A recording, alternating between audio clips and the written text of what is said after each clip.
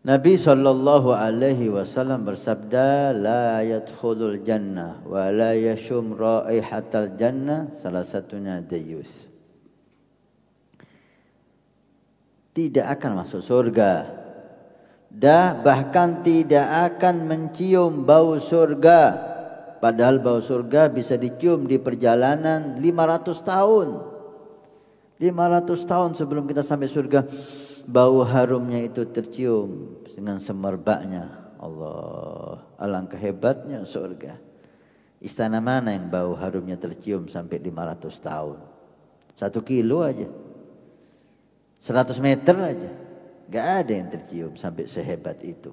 Tapi bau surga tercium selama 500 tahun perjalanan. Oh, berapa ratus kilo itu?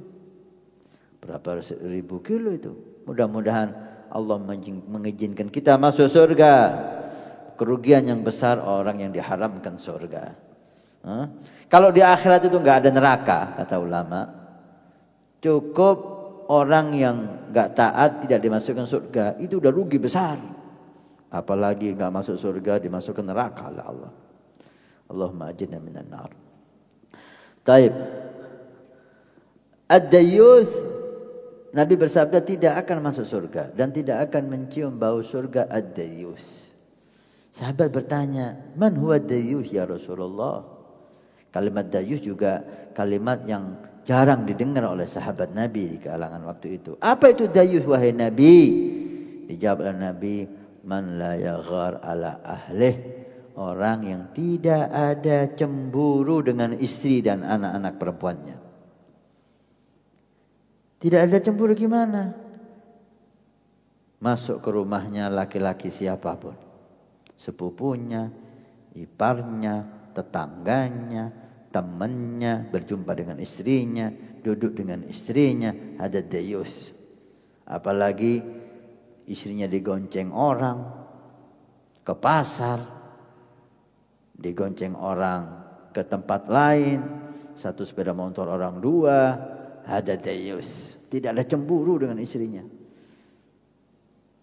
Ini dosa di samping dosa-dosa yang lain.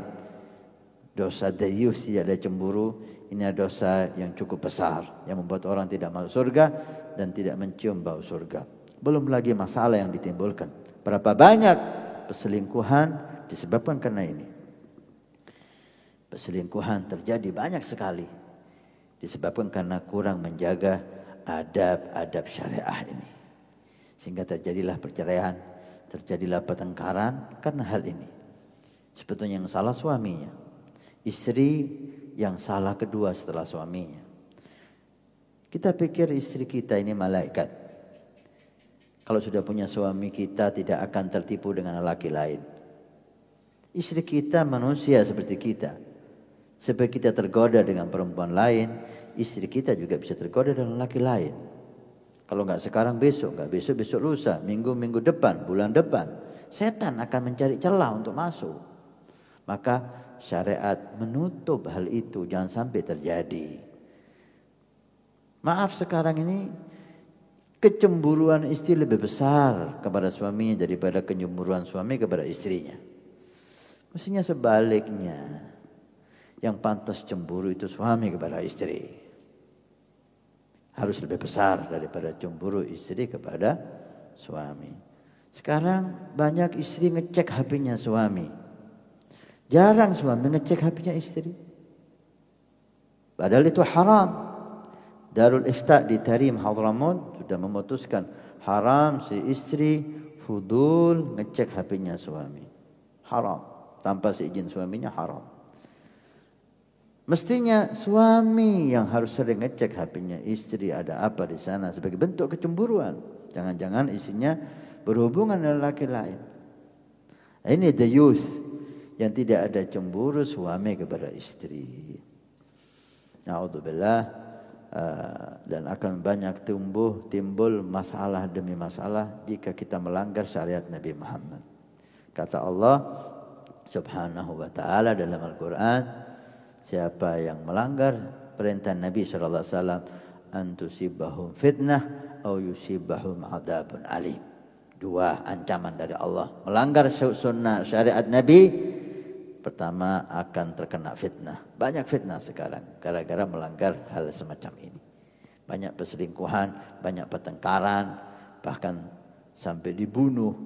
Akhirnya kacau itu keluarga gara-gara tidak memperhatikan ini. Au adzabun alim, atau siksa yang pedih, naudzubillah. Mudah-mudahan Allah menyelamatkan kita semua. صلي ذا الجلال عدد الرمال